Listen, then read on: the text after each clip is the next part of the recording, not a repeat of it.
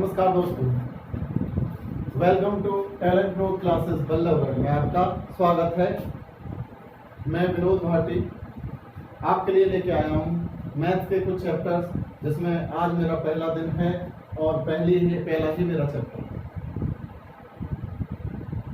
Math को किस तरीकों से आसान बनाया जाए, मैथ को किस तरीकों से आसान बनाया जाए, तो काम मेरा मेहनत आपकी, आप सफल जरूर हैं।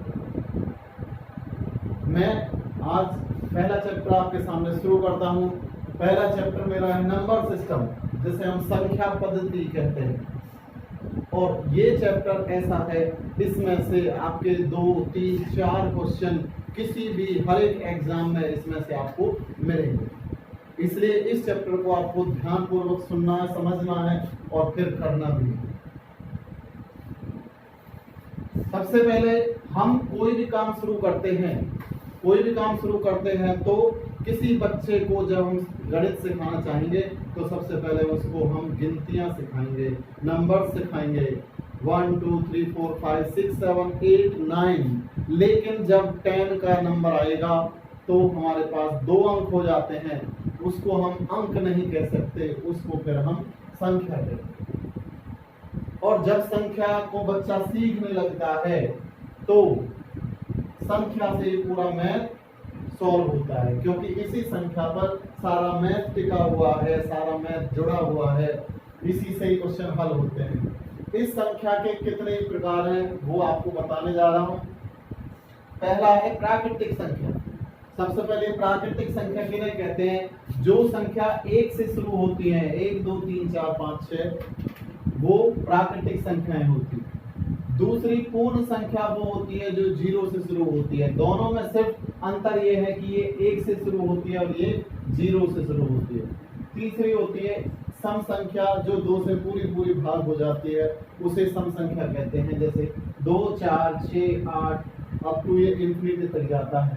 विषम संख्या वो होती है ओड नंबर, जो 2 से पूरी भाग नहीं होती। अब आती है बात और इम्पोर्टेंट, इसमें से क्वेश्चन जरूर बनता है, भाज्य और अभाज्य में से एक प्रश्न जरूर बनता है।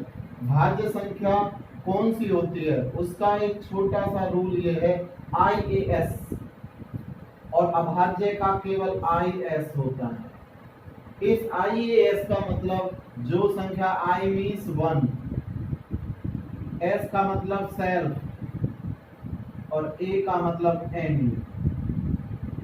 जो संख्या 1 अपने आप और किसी अन्य नंबर से डिवाइड हो जाती है वो आपकी भाज्य संख्या है। इसी तरह से I का 1 और S का मतलब सेल्फ। जो संख्या 1 और अपने आप से भाग होगी वो अभाज्य संख्या कहलाती है। जैसे मैं यहाँ पे लिख रहा हूँ 6 लिख रहा हूँ, तो ये 6 1 से भी हो जाएगा और सेल्फ से भी हो जाएगा। इसके अलावा ये 2 से हो रहा है और 3 से हो रहा है, तो इसका मतलब ये आपकी भाज्य संख्या कहलाएगी। लेकिन अगर मैं लिख रहा हूँ 5 लिख रहा हूँ, तो ये 5 या तो 1 से डिवाइड होगा या फिर 5 से डिवाइड होगा। तो 1 हो गया और दूसरा अपने आप सेल्फ हो गया। तो जो संख्या 1 और अपने आप से भाग होगी वो अभाज्य कहलाएगी, प्राइम नंबर कहलाएंगे। और जो 2 के अलावा और किसी तीसरे नंबर से डिवाइड हो जाएगी वो आपकी भाज्य संख्या कहलाएगी। आगे आती है परिमेय संख्या। परिमेय संख्या या रैशनल नंबर किन्हें कहते हैं? जो संख्या P/Q के रूप में होती है और बोला जाता है कि Q is not equal to 0। Q वहां पर 0 नहीं होना चाहिए। Q 0 क्यों नहीं होना चाहिए? कि अगर P के नीचे 0 हो जाता है तो उसकी वैल्यू इंफिनिटी होती है। नॉट डिफाइंड मींस अपरिभाषित, इसलिए वहां पर ये लिखा होता है। तो प्राइम नंबर वो परिमेय संख्या वो संख्याएं होती हैं जो P/Q के रूप में होती है। 1/2 3/4 5/7 9/8, इस प्रकार की संख्या वो परिमेय संख्या होती है। लेकिन यहाँ पर एक क्वेश्चन जरूर बनता है, एक प्रश्न पूछा जाता है कि क्या सभी प्राकृतिक संख्या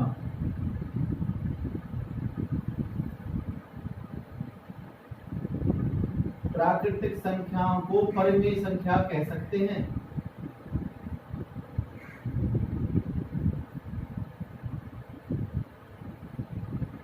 कह सकते हैं।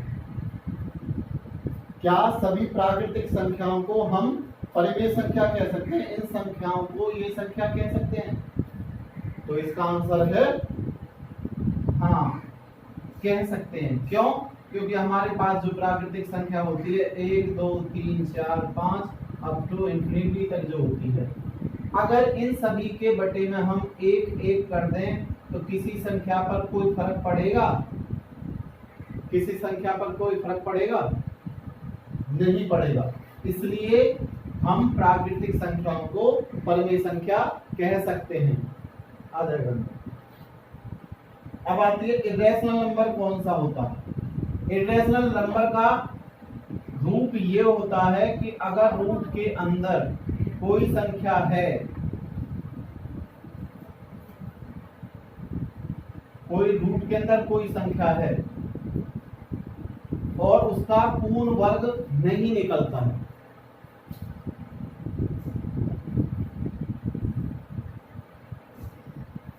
पूर्ण वर्गमूल नहीं, जो संख्या रूट के अंदर है अगर उसका पूरा पूरा एक्यूरेट वर्गमूल नहीं निकलता, स्क्वायर रूट नहीं निकलता है, तो वो अपरिमेय होती है।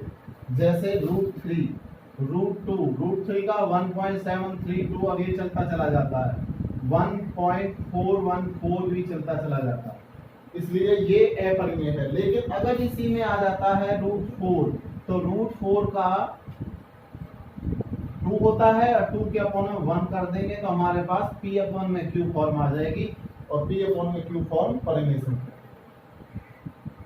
अब आती है बात रियल नंबर, वास्तविक नंबर कौन कौन से होते हैं?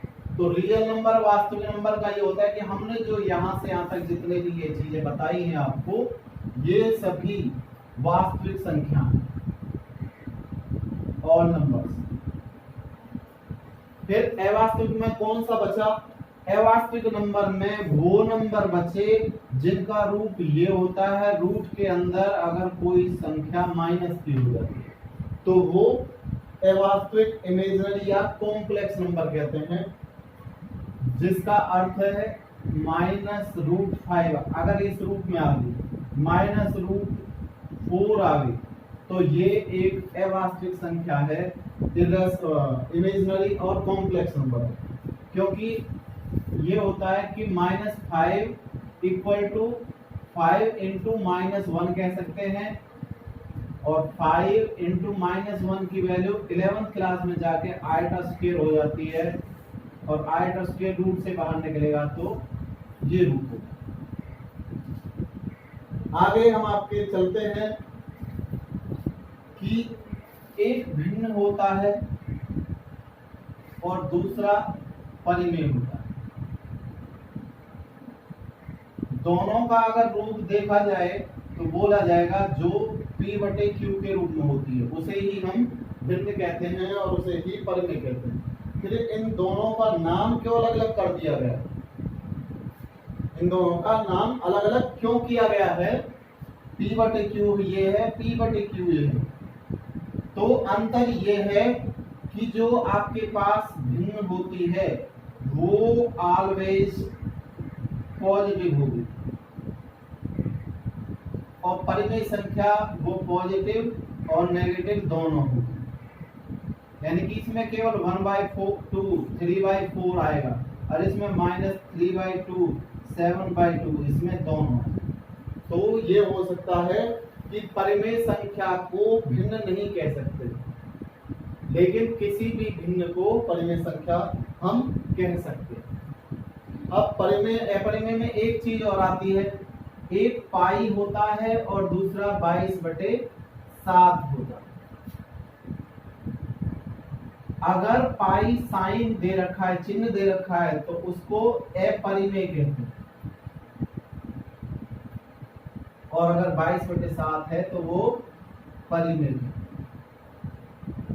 समझे बच्चे?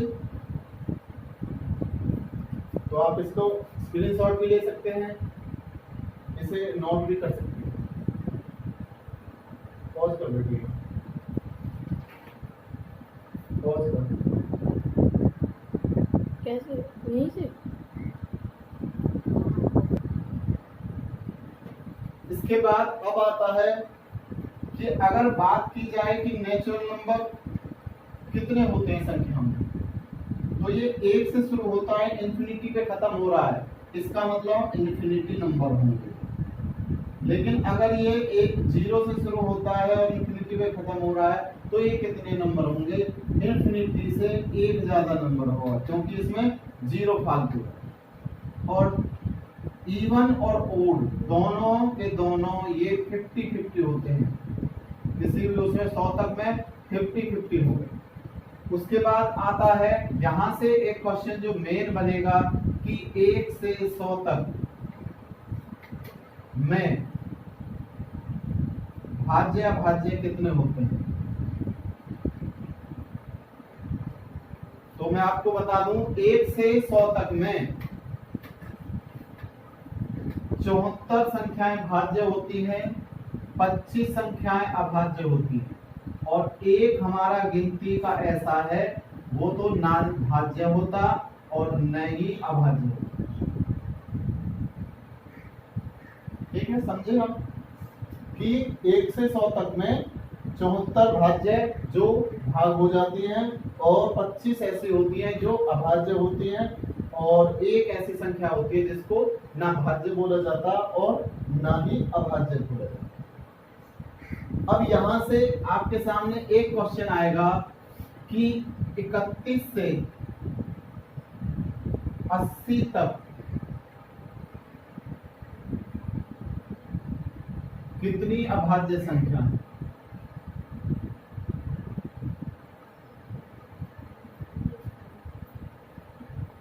संख्या होती कि 31 से 80 तक।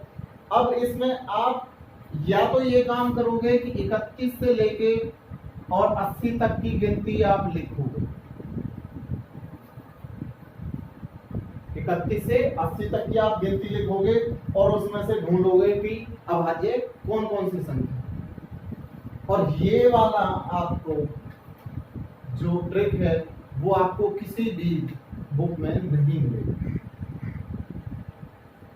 किसी भी बुक में मैथ्स की में ये ट्रिक आपको नहीं मिलेगी जो मैं आपको बताने जा रहा हूं कि 1 से 100 तक की अभाज्य संख्या इतने से इतने के बीच में हम केवल 5 सेकंड में निकाल सकते हैं। तो मैं आपको बताता हूं इसका एक आसान जो सबसे फार्मूला है जो इसको बहुत जल्दी ही सॉल्व कर देगा, वो है फार्मूला 44/22 बटे 322 321। इसको आपको अगर याद रखेंगे तो ये सवाल चुटकियों में 2 मिनट में आसान हो जाएगा, हल हो जाएगा। तो मैंने आपके सामने लिखा है कि 44/22 बटे 322 321। आपके पास 1 2 3 4 5 6 7 8 9 10, आपके पास 10 अंक दे रखे हैं, 10 अंक दे रखे हैं। तो मैं आपको बता दूं, अगर इन अंकों को हम जोड़ें, 4 4 8 2 10 2 12 3 15 2 17 2 19 3 22 और 3 25, तो जो हमने बताए हैं कि ये 25 संख्याएं ये होती हैं, इनको मिला 25 संख्या। अब आती है बात कि अंक कितने हैं, 1 2 3 4 5 6 7 8 9 10 अंक हैं। तो आपको करना क्या है, बात हो रही है 31 से 80 तक की बात हो रही है। इस लाइन में आ जाओ, इसको 1 से 10 और 1 से 100 तक में हमारे पास लाइनें कितनी होती है, 10। एक लाइन में, दूसरी लाइन में, तीसरी लाइन में, चौथी लाइन में। अब बताता हूं किस तरह से कि 1 2 3 4 5 6 7 8 9 10 तक की गिनती हमारे पास अभाज्य संख्या 2 है, 3 है, 5 है और 7 है। तो कितनी संख्या होगी हमारे पास, 4 संख्या होगी। तो वो ये 4 संख्याएं हैं। तो इसका मतलब ये हुआ 1 से 10 में 4, 11 से 20 में 4, 21 से 30 में 2, 31 से 40 में 2। तो यही हमें गिनती गिननी है कि 31 से शुरू करना है, यानी 30 तक को हमें छोड़ देना है। 10, 20, 30 तो ये छोड़ देना है। 31 से 40, 41 से 50 और 51 से 60, 61 से 70 और 71 से 80। तो हम इन नंबरों को जोड़ लेंगे। 2 और 3 5 और 2 7 और 2 9 और 3 12 है। हमारे पास 12 संख्याएं होंगी। तो इसी तरह से मैं आपको जल्दी से जल्दी आपके लिए एक क्वेश्चन है कि आप जल्दी करके दिखाएंगे। ये वाला क्वेश्चन में आप क्या बताएंगे, 21 से 50 में हमारे पास कितनी अभाज्य संख्या है? जल्दी से जल्दी क्विक कीजिए जरा, आपका सवाल क्या था।